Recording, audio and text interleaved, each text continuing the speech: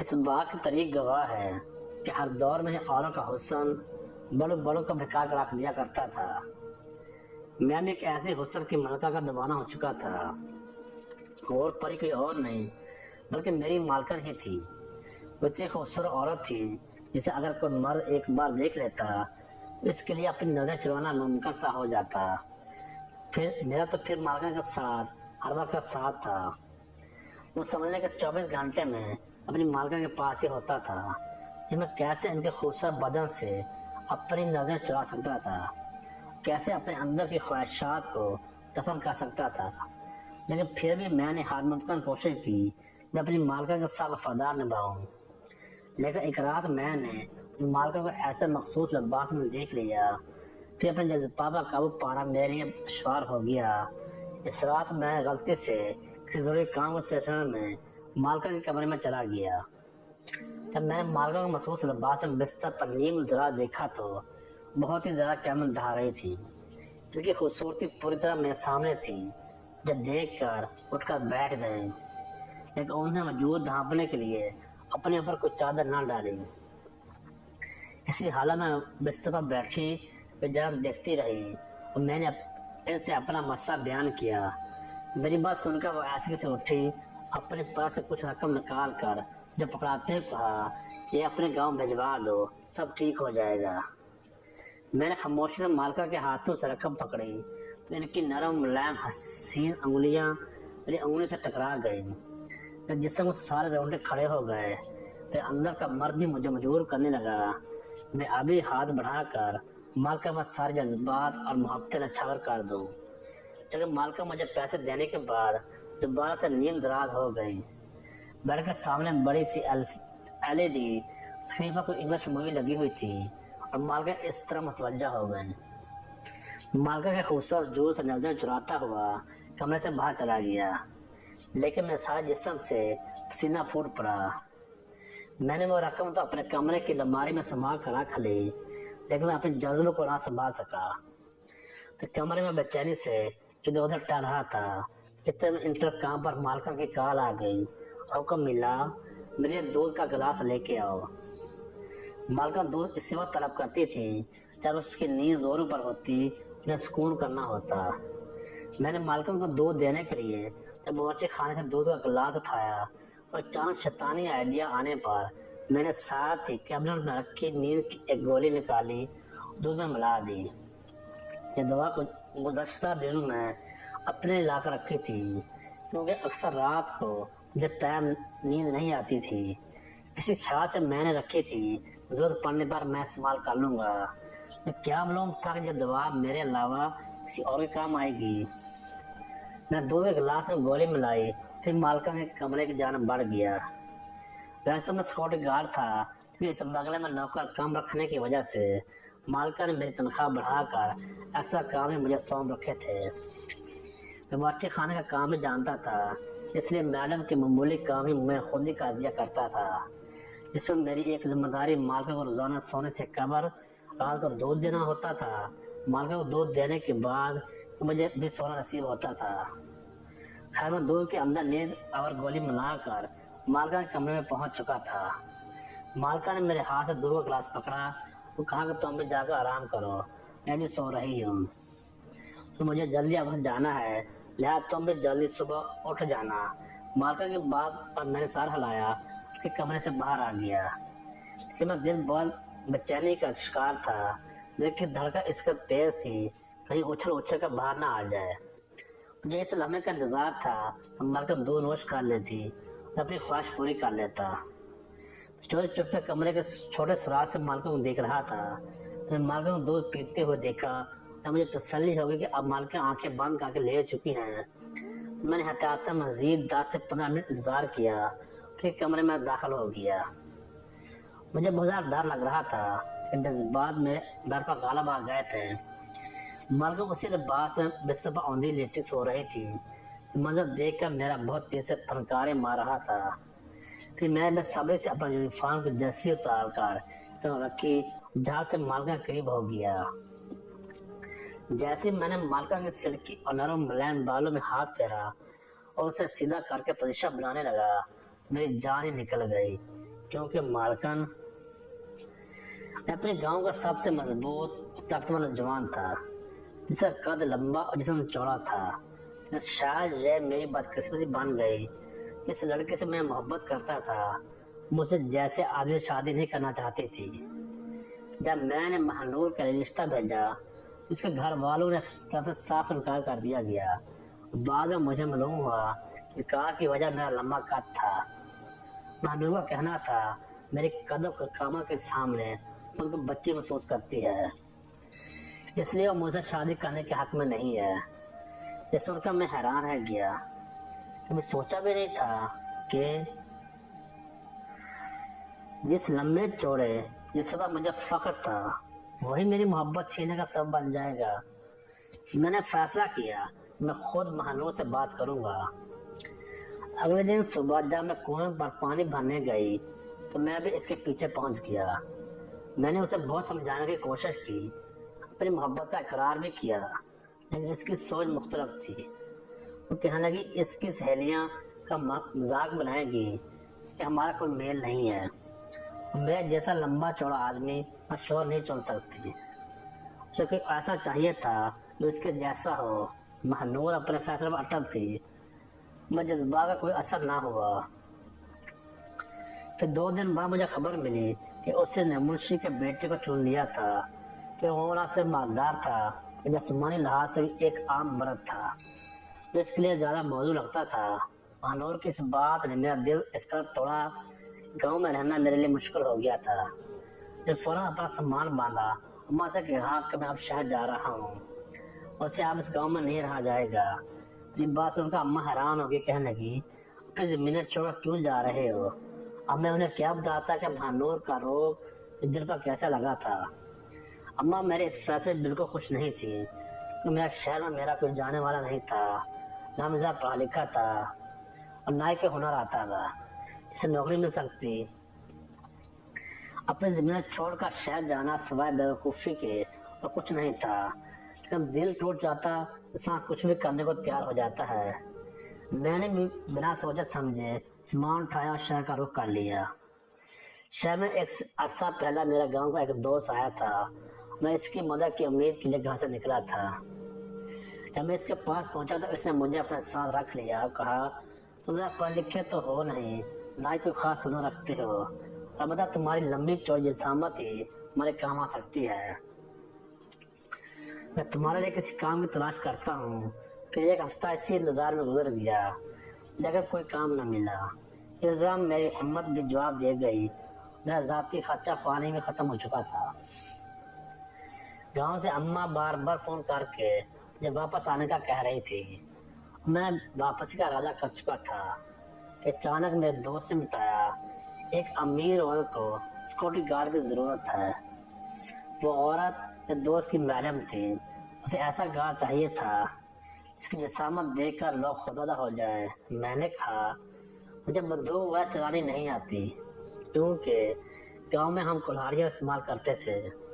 میرے دوست نے کہا میڈم کو زیادہ دشمن نہیں ہے، بس دکھاوے کے لیے انہیں ایک کار چاہیے، اس لیے زیادہ مہارت کی ضرورت نہیں۔ کل میں ساتھ چلنا۔ پھر میں اگلے دن وہاں پہنچ گیا۔ جب میں اس بڑے عالیشان بنگلے میں داخل ہوا تو حیران رہ گیا۔ باہر ایک وردی چوکیدار کھڑا تھا، اندر داخل ہوتے ہی میں نے اپنے آپ کو ایک مختلف دنیا میں پایا۔ جب میڈم ڈرائنگ روم میں آئیں میں سانس لینا ہی بھول گیا۔ میں ہمیشہ سمجھتا تھا کہ مہنور دنیا کی سب سے زیادہ خوبصورت لڑکی ہے، لیکن میڈم کو دیکھنے کے بعد مجھے احساس ہو کہ میں غلط تھا۔ میڈم کا حسن مہنور سے کہیں زیادہ تھا۔ ان کا حسن ایسا تھا کہ کوئی بھی محبوب ہو جائے، پھر حال میں کچھ ایسا ہی تھا۔ میڈم نے آرام سے پاؤں پر پاؤں رکھ کر میرے سامنے صوفہ بیٹھتے ہوئے اپنی بھوری آنکھوں سے میری طرف دیکھا، جیسے کوئی چیز خریدنے کے لیے پسند کر رہی ہو۔ وہ کہنے لگے کہ ڈول تو ٹھیک ٹھاک ہیں، کیا تھوڑی بہت لڑائی بھی جانتے ہو؟ میں نے ہاں میں سر ہلایا، کیونکہ میں گاؤں میں کافی دفعہ مشتی کے مقابلے میں حصہ لے چکا تھا۔ بیلی میرا کوئی دشمن تو نہیں ہے، لیکن میرے سب سہیلیوں کے پاس گارڈ ہے، اس لیے مجھے ایسا گارڈ چاہیے جو سب سے زیادہ طاقتور نظر آئے، तुम बिल्कुल वैसे ही हो। तुम्हारी नौकरी पक्की है, तुम्हें यहाँ रहायश मिलेगी, 24 घंटे मेरे साथ रहना होगा। मैंने 28,000 तनख्वाह बताई, जो उस वक्त के हिसाब से मेरे लिए काफ़ी मुनासिब थी। इसे मैंने इनकार ना किया, नौकरी को फौरन कबूल कर लिया। वैसे भी बगैर डिग्री के इस शहर में मुझे और कोई काम मिलने वाला नहीं था। मैं वापस खाली हाथ गाँव नहीं लौटना चाहता था। कुछ अच्छा नौकरी करके फिर गाँव जाकर महीनों को साबित कर सकता था। मैंने मुझे सिक्योरिटी गार्ड वाली 2 वर्दियां देते हो कहा, यही तुम्हारी वर्दी होगी, और जब तुम मेरे साथ हो गए मैं इसी वर्दी में मलबूस रहना होगा। जब मैडम अपने कमरे में होती तो मैं इनके कमरे के बाहर ही इर्द गिर्द मौजूद रहता। जब वो कहीं बाहर जाती तो मैं भी इनके साथ होता। मैडम के अजीब व गरीब मशागल थे, बहुत कम अपने दफ्तर जाती थी, ज़्यादातर किसी शॉपिंग मॉल में घूमती फिरती थी। उन्हें मुझे डमनी के तौर पर रखा हुआ था। मेरे पास जो बंदूक थी मैं चलाना भी नहीं जानता था। मैं बस मैडम के पीछे पीछे चलता रहता, मेरे आगे गौर से कदम बढ़ाती रहती। कुछ दिनों में मुझे मैडम की नफ्सियात समझ आ गई थी और दोस्तों में खुद को बर्तर साबित करना चाहती थी। मैडम वो शादीशुदा औरत थी और शोर ज़्यादातर बरना मुल्क रहता था, यहाँ बहुत काम आता था। ये शायद मैडम अपना सारा वक्त शॉपिंग मॉल में गुजारती थी। कुछ दिन मैडम के साथ गुजारने के बाद मेरी की मोहब्बत में पूरा दीवाना हो गया था। महानूर को भी मैंने बुला दिया था। जब मैं शादी करके आगे बढ़ गई तो मैं कब तक इसका शौक बनाता रहता। अम्मा मुझे बार बार गाँव आने का कह रही थी, लेकिन मैंने अम्मा को अपनी नौकरी की खबर सुना दी थी और कह दिया था कि अब लौट कर नहीं आऊँगा। मेरी सारी तवज्जो और मेरा सारा ध्यान सिर्फ मैडम की तरफ था। मैं हर वक्त अपनी नजरों से के वजूद को तकता रहता। मेरा बस चलता तो मैं हाथ बढ़ाकर उन्हें हासिल कर लेता, लेकिन वो आलीशान महल में रहने वाली अमीर औरत मेरे बस से बाहर थी। फिर मैं नौकरी के 10 दिन बाद ही मैडम का शौहर पूरे मुल्क से वापस लौटा तो उसे देखकर मेरा दिल जल उठा। वह एक आम शक्ल सूरत का आदमी था जो मैडम के साथ बिल्कुल नहीं जलता था। इसने आते ही मुझे देखा तो गुस्से में मैडम से पूछने लगा, तुमने किसको रख लिया है? मैं तुझे कहा भी था कि तुम्हें किसी गार्ड की जरूरत नहीं है। मैडम ने आस्की से कहा, मेरी तमाम सहेलियों के पास मुहाफिज हैं तो मैंने भी रख लिया, इसमें क्या गलत है? लेकिन फिर भी मैडम का शौहर काफी देर तक उसकी बिला वजह इंसल्ट करता रहा, मगर मैडम खामोशी से अपने शौहर की बातें सुनती रही। मुझे देख कर बहुत बुरा लगा, तहम खुशकिस्मती से उन्होंने भी मुझे बर्खास्त नहीं किया, क्योंकि वो सिर्फ एक हफ्ते के लिए आए थे। इस दौरान मैडम मुकम्मल तौर पर मेरे शौहर की तवज्जो का मरकज बनी रही। ना तो किसी शॉपिंग मॉल में गई और ना ही कोई काम करने निकली।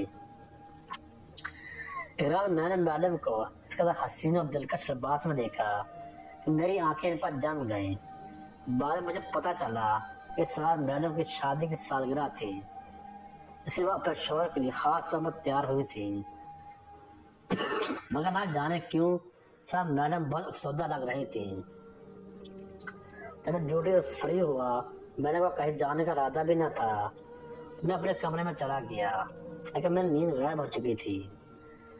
दिल में ख्वाहिशें उभर रही थी मैडम से अपनी मोहब्बत का इजहार करूं, मगर मैं जानता था कि यह नामुमकिन है। एक हफ्ते बाद जब इसका शौहर वापस चला गया तो मैडम के चेहरे पर वाज़ेह मायूसी छा गई। शौहर के जाने के बाद ना वो कहीं गई ना दोस्तों से मिली, मुकम्मल तौर पर घर में नजर बंद हो गई। उसकी जिंदगी में एक अजब सी उदासी छा गई। एक शाम मैडम मुझे अपने कमरे में बुलाया और कहा, जवेद मेरे पाँव में तकलीफ है, कहा तुम मेरे पाँव दबा सकते हो? ये बात सुनकर मैं खामोश इनके कदमों की जान झुक गया। उसके नजदीक नरम और नाजुक पैर को अपनी मजबूत उंगली से दबाने लगा। मैडम तकिए के सहारे बैठी थी और कहने लगी, तुम्हारे मालिक के जाने के बाद बिल्कुल अकेली हो जाती हूँ। खुशियाँ तो जैसे मुझसे रूठ चुकी हैं। मेरे पास सब कुछ है, मगर फिर भी दिल खाली सा रहता है। चाहती हूँ कि मुझे छोड़कर ना जाया करे। मैडम काफी देर तक अपने दिल की बातें करती रही। मैं खामोश से इनकी बातें सुनता रहा। मेरे भी दिल में इस तरह तरह की ख्यालात उभर रहे थे, لیکن میں ان کے پاؤں دبانے میں لگا رہا۔ میڈم نے بتایا کہ ان کی اور ان کی شوہر کے پسند کی شادی ہوئی تھی، لیکن وہ کاروبار میں اتنے مصروف ہو گئے کہ انہیں مجھ سے ملنے کا وقت ہی نہیں ملا۔ میڈم کے والدین نہیں تھے، نہ ہی کوئی بہن بھائی، اس سے جب بھی ان کا شوہر پرمکھ جاتا تو یہاں تنہا رہ جاتی تھی۔ انہیں کچھ دوست وغیرہ بنا رکھی تھی، مگر ہائی سوسائٹی کی یہ دوستیاں بھی صرف اور صرف دکھاوا ہوتی ہیں۔ سب ایک دوسرے سے جو خود کو برتر ثابت کرنے کی کوشش میں رہتے ہیں۔ اسی وجہ سے میں نے مجھے سیکورٹی گارڈ کا تحفہ رکھا۔ دیکھا کہنا تھا مجھے جھوٹی دنیا بالکل پسند نہیں ہے۔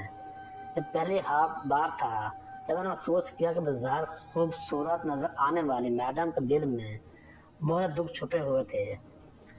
وہ بہت اداس تھی، مجھے کسی کے ساز کی ضرورت تھی۔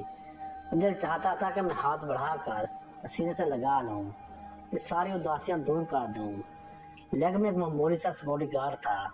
میں بس خاموشی سے انہیں سن سکتا تھا، نہیں کرتا رہا۔ کچھ دیر بعد جب ان کی آنکھیں بند ہونے لگی تو میں کمرے سے باہر آ گیا، لیکن میرا دھڑکتا ہوا دل وہیں رہ گیا۔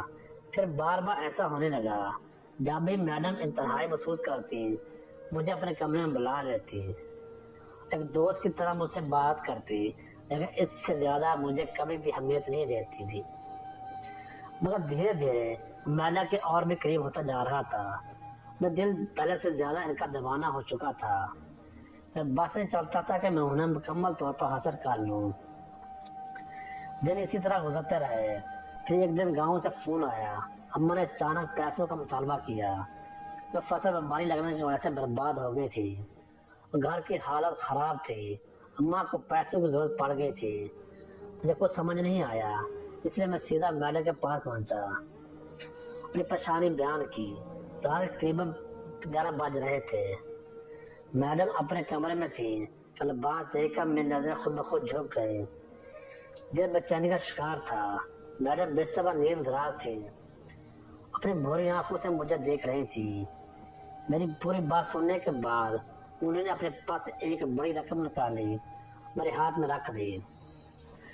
میڈم کے وجود سے اٹھتی خوشبو یہ دیوانہ کر رہی تھی۔ انہوں نے کہا، پریشان نہ ہو، یہ پیسے اپنے گاؤں بھیج دو، سب ٹھیک ہو جائے گا۔ پھر وہ دوبارہ بستر پر لیٹ گئی۔ میں ان کے کمرے سے باہر آ گیا، لیکن میرا دل بے قابو ہو گیا تھا۔ میرے صبر کا پیمانہ ختم ہو چکا تھا۔ میں ایک لمبا چوڑا بھرپور آدمی تھا، آخر کب تک میں اپنی خواہشات کو دباتا رہتا۔ اس لیے میں نے غلط طریقے سے میڈم کو حاصل کرنے کا فیصلہ کر لیا۔ جب میڈم نے مجھ سے دودھ منگوایا تو میں نے چپکے سے ان کے دودھ میں نیند کی گولی ملا کر وہ دودھ انہیں پیش کر دیا۔ جب مجھے یقین ہو گیا مالکہ گہری نیند سو چکی ہیں، میں ان کے کمرے میں چلا گیا۔ پھر جیکٹ اور شرٹ اتار کر میں سیر پر رکھی، اور پھر جیسے میں مالکہ کے خوبصورت بادل کے قریب ہوا تو میرے پیروں طرف سے زمین نکل گئی۔ مجھے ایسا لگا جیسے آسمان میرے سر پر گر پڑا ہو، کیونکہ مالکہ کو سیدھا کرتے ہی میری نظر ان کے منہ سے بہتی جھانک پر پڑی۔ یہ منظر میرے لیے قیامت خیز تھا۔ مالکہ کو کیا ہوا؟ کیا نیند کی گولی سے ان کی یہ حالت کر دی؟ میں نے مالکہ بہت لایا، مختلف حربے کیے، لیکن وہ تو اپنے ہوش کھو چکی تھی۔ وہ سمجھ نہیں آ رہا تھا۔ جلدی سے اپنی جیکٹ پہنی اور مالکہ کو اٹھا کر کمرے سے بھاگا، لیکن بدقسمتی ڈرائیور بھی سوا موجود نہیں تھا۔ میں خود ہی جلدی سے گاڑی چلا کر ہسپتال پہنچا، لیکن ہسپتال والے اسے خودکشی کہہ کر میں نے کو علاج کرنے کو تیار نہیں تھے۔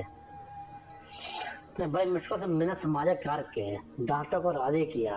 میں نے کہا علاج شروع ہوا، پتہ چلا کہ زہر کی وجہ سے یہ ہوا ہے۔ میڈم کی حالت خطرے سے باہر تھی، پولیس آ چکی تھی۔ میں نے ہوش میں آنے کا انتظار تھا۔ پولیس والے بار مجھ سے پوچھ رہے تھے کہ کیا میڈم کو ہوا ہے، لیکن میرے تو اپنے ہی ہوش اڑ چکے تھے۔ سمجھ نہیں آ رہا تھا کیا نیند کی ایک گولی کی وجہ سے سب کچھ ہوا ہے۔ یہ تو اپنا آپ سونے پر لڑکتا نظر آ رہا تھا۔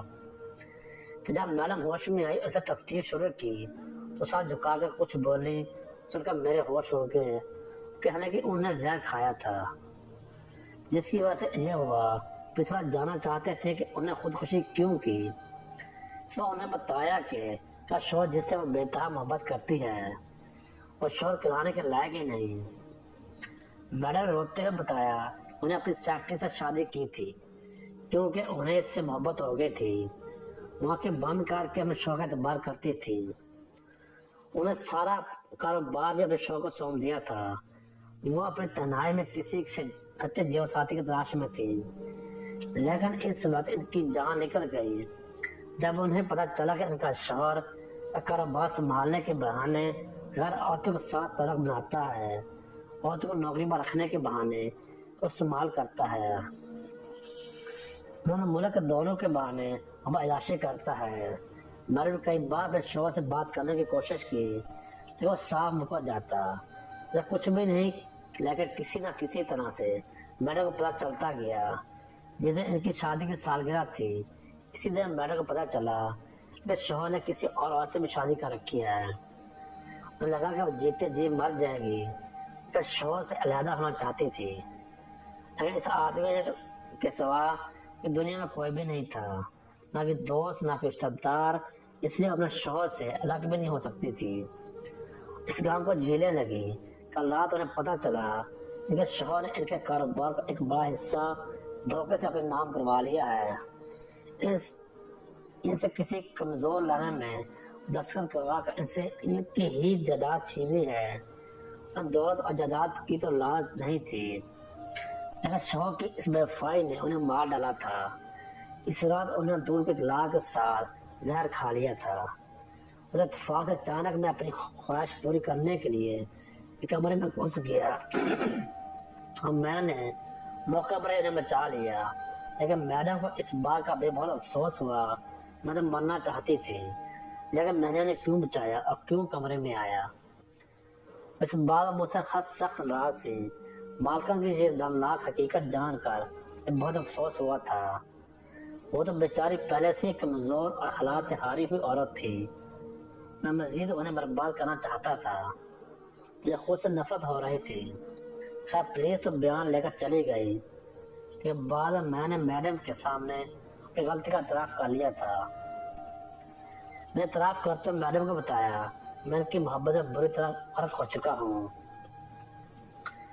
जिसकी बिना पर मैंने यह इंतहाई गलत कदम उठाना चाहा। मैंने खुल कर बताया दिया मैं इसके कमरे में इस इरादे से दाखिल हुआ था कि आपका जी भर के इस्तेमाल करूं, अपने तमाम ख्वाहिशात की तकमील कर लूं। लेकिन जब मैंने आपके चेहरे पर झाग देखी तो फिर अस्पताल ले गया। मेरे मुंह से होश शर्बा इंकशाफात सुनकर मैडम मुझे काफी देर तक हालत से देखती रही। फिर मुझसे सवाल पूछा कि आप वाकई मुझसे शादी करना चाहते हैं, क्योंकि अब मैडम का अपने शौक के साथ गुजारा नहीं हो रहा था। इसलिए मैडम ने कहा अगर मैं तलाक ले लूं तो क्या तुम मेरी तन्हाई के साथ बनोगे। लेकिन ऐसा शख्स चाहती थी जिसके दिल में दौलत की लालच ना हो, जो बेगरज और बेलौस मोहब्बत करने वाला हो। मैंने मुस्कुरा कर कहा मैं आपसे शादी करके आपको अपने गांव ले जाना चाहता हूँ, जहाँ की सादा मोहब्बत भरी जिंदगी देखकर आप खुद ही बेहतर हो जाएंगे। मैंने मेरी बात बखूबी कबूल कर ली। फिर उन्हें अपने शौहर से तलाक ली और इद्दत पूरी करने के बाद शादी कर ली। मैं मैडम को लेकर गांव पहुंचा। सब लोग मेरी खूबसूरत बीवी को देखकर दंग रह गए।